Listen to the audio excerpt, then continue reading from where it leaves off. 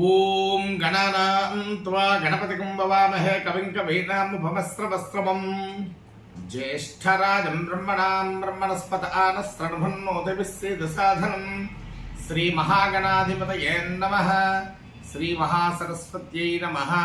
హరి ఓం. గురు బ్రహ్మ గురు విష్ణు గురుదేవో మహేశ్వరః గురు సాక్షాత్ పరబ్రహ్మ తస్మై శ్రీ గురవే నమః. ఉగాది పండుగ శుభ ఆశీస్సులు శుభాకాంక్షలు. ఈ యొక్క ఉగాది అనేటటువంటిది మనకు ముందు వచ్చేటటువంటిది వసంత ఋతువు చైత్రమాసము రోజున ఈ యొక్క ఉగాది అనేటటువంటిది వస్తుంది. మనకు ఈ డిసెంబరు జనవరి లెక్క కాదు, మనకు పూర్వకాలం నుంచి కూడా తెలుగు సంప్రదాయాల్లో ఉగాది అనేటటువంటిది పండుగలకు ప్రప్రథమంగా వచ్చేటటువంటిది ఉగాది. విశ్వావసు నామ సంవత్సరంలో ప్రజలందరూ కూడా సుఖంగా సంతోషంగా ఉంటారు అని చెప్పేసి ఆకాంక్షిస్తూ ఉన్నాము.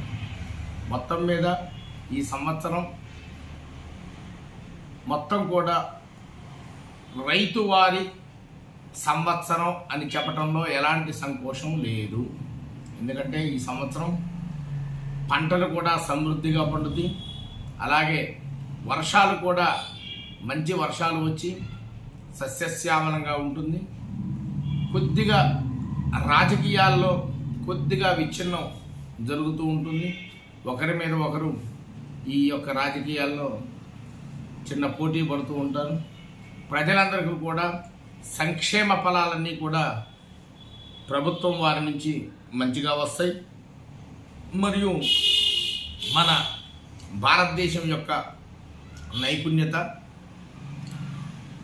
క్రమేపీ దేశాల్లో అన్ని దేశాల్లో కూడా సాటి చెందుతుంటారు.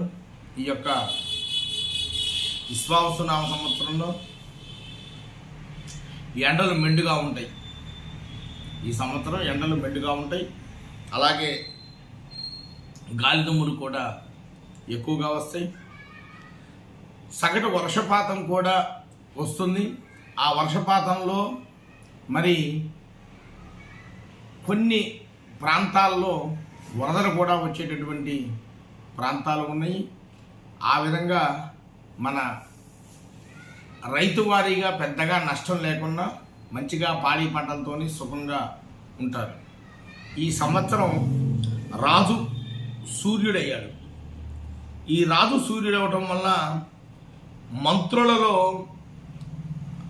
అన్యోన్యత తగ్గిపోతుంది. వైరాభావాలు ఎక్కువగా జరుగుతూ ఉంటాయి. అలాగే మంత్రి చంద్రుడవటం వల్ల బంగారం విపరీతంగా ధరలు పెరుగుతాయి. వస్త్రాలు, సుగంధ ద్రవ్యాలు, అలానే వరి, మిరప పంటలు కూడా రేట్లు విపరీతంగా పెరుగుతాయి. సేనాధిపతి అయినటువంటి వాడు సూర్యుడు కాబట్టి మనం పండించేటటువంటి పంటలన్నీ కూడా విదేశాలకు తరలించడానికి సదవకాశంగా ఉంటుంది. సస్యాధిపతి అయినటువంటి వాడు గురువు కాబట్టి అన్ని రంగాల్లో అన్ని రకముల పంటలు కూడా సమృద్ధిగా పండుతాయి. ధాన్యాధిపతి అయినటువంటి వాడు కుజుడు కాబట్టి ఎర్ర పంట అంటే కందులు, అపరాలు, అలానే మిర్చి పంటలు సమృద్ధిగా పండుతాయి. అర్ఘ్యాధిపతి అయినటువంటి వాడు సూర్యుడు కాబట్టి ఏదైనా సరే రైతు వారీగా నిల్వ ఉంచుకునేటటువంటి పంటలకు రేట్లు అధికంగా వస్తాయి. మేఘాధిపతి అయినటువంటి వాడు సూర్యుడు కాబట్టి మంచిగా వర్షం జరుగును, మంచి వర్షాలు పడతాయి. రసాధిపతి అయినటువంటి వాడు శని కాబట్టి నువ్వులు, నూనె గింజలు, మిగతా అన్నటువంటి నూనె రకాల పంటలన్నిటికీ కూడా ఎక్కువగా పంటలు సమృద్ధిగా పండుతాయి.